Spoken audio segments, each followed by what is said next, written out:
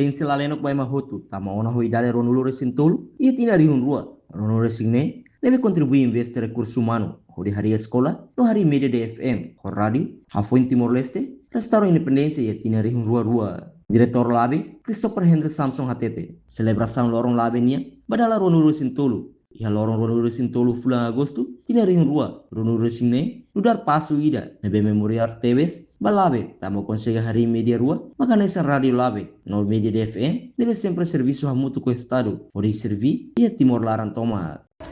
Ohin lale no mahotu no da organização celebra ninia aniversário bar wanolu resintolo ia Timor Leste.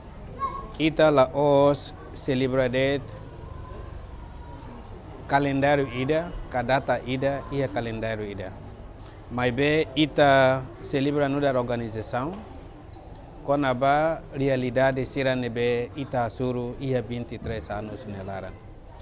Ia realidade lale no mahotu consegue hari ni radio rasik nebe imahotu rona hela radio labe loron e ita agradece ba idane ia tina ruanolo resintolo labe hari media rua ida media labe nebe halo cobertura kona ba atividade lale no mahotu ninian atividade hotu nebe labe halo e labe hari DFM odi bele sailian ba emasiralian laiha nebe halo cobertura iha Timor Tomac serviço ao estado serviço ao mahotu odi para hato aspiração osi missão no visão la leno mahotu nia.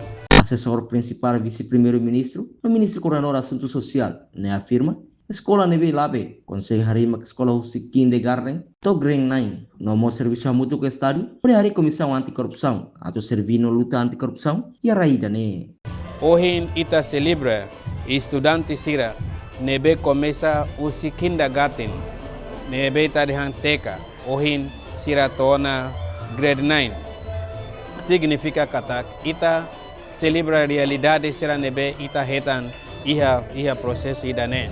Ita celebra tina ruanolo resintolo nebe ita consegue hamuto ko estado odi hari comissão anticorrupção nebe ohin serviço luta dune iha processo a luta sobre corrupção.